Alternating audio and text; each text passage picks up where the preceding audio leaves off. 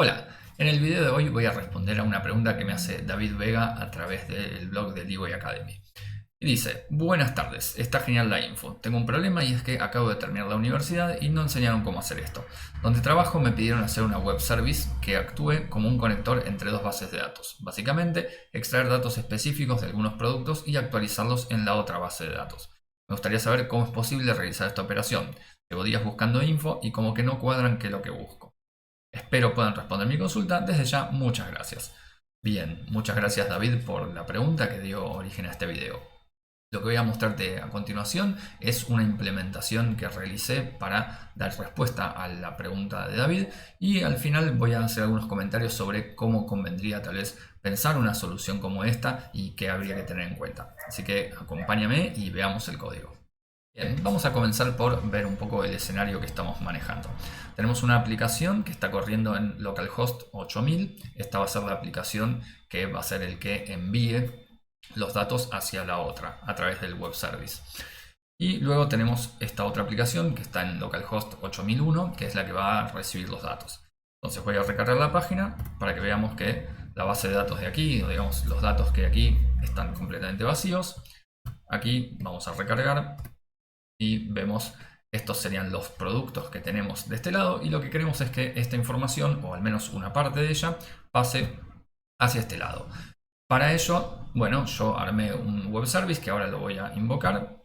Vamos a ir a localhost 8000 sync.php, y lo que vamos a ver es que este script va a estar enviando la información hacia el otro servidor, y luego vamos a ver lo que ese servidor hizo con esa información. Bueno, pues aquí vemos entonces el detalle. Dice sending, o sea, enviando. Acá está hecho un JSON, todo lo que veníamos viendo. Información, muy bien. Y aquí me dice qué es lo que obtuvo como respuesta del servidor. Dice que obtuve, bueno, todo salió bien, estamos en 200. Acá está la información sobre el PHP que hay del otro lado. Y por último, esta es la respuesta que está enviando el servidor, o sea, el web service al que nos estamos conectando. Bueno, esto después veremos qué información que nos aporta, pero lo importante, vamos a ver cómo quedó la base de datos del otro lado si recargamos. Bueno, aquí vemos entonces que efectivamente se ha populado esta base de datos con computer, shoe, lamp, y aquí tenemos el external ID que corresponde al ID que está en el sistema original. De este modo vemos que las bases de datos han quedado sincronizadas. Pues bien, entonces ahora que ya hemos visto el funcionamiento, te invito sí a acompañarme a ver cómo está hecho esto. Comencemos viendo un poco la estructura del proyecto. Lo que vamos a tener aquí son, como dije, dos servicios web o dos sitios diferentes. Uno que será el receptor, o sea, el servicio al que queremos sincronizarle los datos. El otro será el emisor, que es el que estamos viendo en primer plano, que es el que contiene los datos que queremos enviar hacia el otro lado. Bien, entonces comencemos por ver el primero, el index del sender, o sea, del emisor. Y lo que tenemos aquí es que, bueno, estoy utilizando una base de datos SQLite, una base de datos muy sencilla para los propósitos de este ejemplo. En un caso real probablemente sería un MySQL, un Postgres o alguna otra base de datos un poco más sólida, digamos. Aquí entonces utilizo PDO para acceder a la base de datos de una forma orientada a objetos. Y bueno, voy a simplemente seleccionar todos los productos que hay en la base de datos. Vamos a tomar con esa información, crear una tabla HTML. Aquí la vemos. Y aquí, bueno, sencillamente me estoy tomando un poco una pequeña licencia para utilizar la función numberFormat para darle formato ¿cómo se llama? Al precio del producto. Y bien, eso sería más o menos lo que tenemos por aquí. Es lo que nos arma la pantalla principal. Y aquí tenemos el otro script, que es el que hace la sincronización. En este caso, lo que está haciendo este script es enviar la información hacia el otro lado. Vamos a ver cómo lo hace.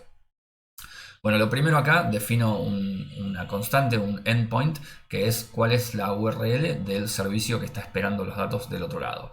Que vamos a ver que dice localhost 8001 /sync.php.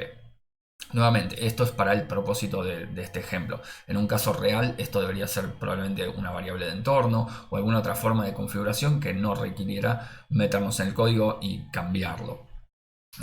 Seguramente sería algo como el servicio que está del otro lado, no sé, el remoto.com barra y el archivo que esté, o bueno, la URL que nos den para hacer el envío. O sea, la URL que está esperando recibir los datos que vamos a enviar. Entonces luego hago una cosa realmente muy simple, que es inicializar un recurso curl, un curl, con la URL esta que acabo de definir. Acá vamos a decir que como voy a estar enviando información, voy a utilizar el método post de HTTP. Aquí le voy a decir que lo que voy a estar enviando es texto JSON, porque bueno, así definí yo el protocolo de comunicación. Esto es súper importante entender que no siempre va a ser JSON, depende de qué es lo que esté esperando el servicio que está del otro lado. Esto usualmente es algo que o lo definimos nosotros si somos los que definimos el servicio, o tendremos que adherirnos al estándar que marca el servicio al que nos estamos queriendo conectar. Y bueno, aquí entonces hacemos la misma consulta. La diferencia es que vamos a ya no mostrar el HTML, sino que vamos a tomar esta información, la vamos a codificar como JSON a través de la función JSON encode. Aquí mostramos qué es lo que vamos a estar enviando. Y aquí entonces vamos a decir que toda esta información, todo este JSON que acabo de armar, lo vamos a meter dentro de lo que suele llamarse el payload, que es como si fuera el cuerpo de la petición. Sí. Esto entonces lo utilizamos la opción esta, curl opt post fields, para determinar que esto va a ser lo que vamos a enviar. Y en este caso a mí me interesa que la respuesta me sea devuelta para poder mostrarla en pantalla como veíamos recién. Con todo esto entonces realizo la ejecución del recurso curl y muestro cuál es la respuesta que obtuve. Veamos, bueno, como para terminar, podemos ver la base de datos que tenemos aquí del lado del sender. Un poquito. Aquí lo que tenemos es una sencilla tabla de productos que tiene 4 columnas, que son el ID, la clave primaria, el nombre, el precio y el stock actual, como para más o menos simular lo que podría ser un e-commerce real. Muy bien. Bueno, vamos a ver, lo último que voy a mostrar es qué hay adentro de la tabla esta, que acá tenemos los datos que habíamos visto recién. Es una computadora que vale 1000 y tenemos 5 unidades, zapatos, lámparas, etc. Bien, pasemos al lado del receptor. Aquí lo que tenemos es este index que también nos muestra lo que veíamos recién, que eran los productos que están guardados.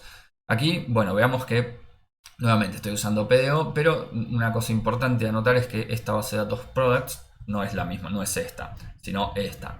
¿Cómo sabemos eso? Porque tenemos justamente esta constante dir que nos dice que del directorio donde estamos parados, o sea, donde está este script guardado, vamos a utilizar la base products. Y ahí entonces hacemos un select, más o menos es la misma idea que antes. La diferencia es que aquí vamos a ver que tenemos diferentes columnas, que eso se mapean con la estructura de la base de datos que vamos a ver en un momentito. Entonces aquí simplemente mostramos la información que tenemos. Eso es lo que nos va a dar la pauta de que las cosas terminaron bien sincronizadas, suponiendo que todo haya salido bien. Entonces veamos esta que dice products 2, hace referencia a esta base de datos. ¿Y qué es lo que tiene aquí? Bueno, una tabla products también, pero su estructura es ligeramente diferente. Tiene 3 columnas, que son la clave primaria, el sender ID, que sería el ID que le corresponde en la base de datos del emisor, y bueno, el nombre del producto. Y aquí, bueno, tomé esto para justamente no replicar exactamente la estructura, sino ver cómo se toman datos parciales, digamos. Así que muy bien, todo esto es bastante sencillo. Pienso que la parte más interesante viene ahora, que es la sincronización del lado del receptor. Y bueno, ¿qué es lo que vamos a hacer del lado del receptor? Vamos a tomar la información que venga de este stream, este flujo que tiene todos los scripts PHP, es PHP // input. Esto es lo que a veces se llama el tomar el post en crudo. O sea, así como viene, que es exactamente lo que estamos enviando desde el otro lado. O sea, vamos a volver un minuto acá.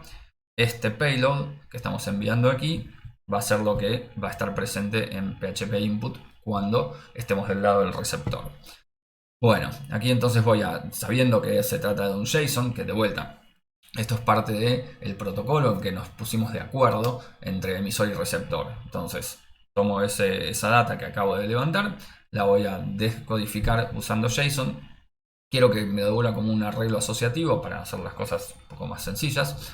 Aquí utilizo, bueno, la clásica función bardamp para simplemente tengamos en cuenta que esto no va a mostrarse en la pantalla, sino que es parte de la respuesta que el receptor va a estar enviando al emisor, que es lo que en definitiva va a estar mostrando este sync cuando haga esto, que es mostrar la respuesta que recibió. Una parte de esa respuesta va a ser este bardamp. Digo una parte porque como esto es comunicación HTTP, también habrá encabezados y otra serie de cosas que habíamos visto en la pantalla. Entonces bien, una vez que tengo toda la información que necesito, vuelvo a conectarme a la base de datos, a esta base de datos que es la del receptor, y aquí en este caso voy a hacer un insert sobre los productos con la información que recibí. Y simplemente voy a recorrer el arreglo y voy a ejecutar esta inserción. Y de este modo entonces logramos que los datos que estaban en una base de datos pasen hacia la otra. Un último detalle importante: para que todo esto funcione, tenemos que, como veíamos aquí en el sincronizador del emisor, tenemos que tener el receptor corriendo en el puerto 8001. Bueno, para hacerme la vida un poquito más fácil, armé este pequeño script de línea de comandos que me permite iniciar estos dos servidores en los puertos que necesito que estén. De esa manera no voy a tener problemas, salvo obviamente que esos puertos ya estén ocupados. Bueno, creo que con eso está respondida la pregunta de David, al menos como para dar un puntapié inicial. Claramente en un escenario real hay muchas más cosas que habría que tener en cuenta. Desde el manejo de las excepciones en caso de que algo falle, tal vez tener algún log de errores. De pronto una cosa súper importante es tener en cuenta la seguridad. ¿Cómo validamos que la información que nos llega nos esté llegando de una fuente confiable? Eso claramente en este ejemplo no lo he mostrado, pero hay muchas cosas que se pueden hacer. Y también hay que preguntarse si vale la pena hacer eso.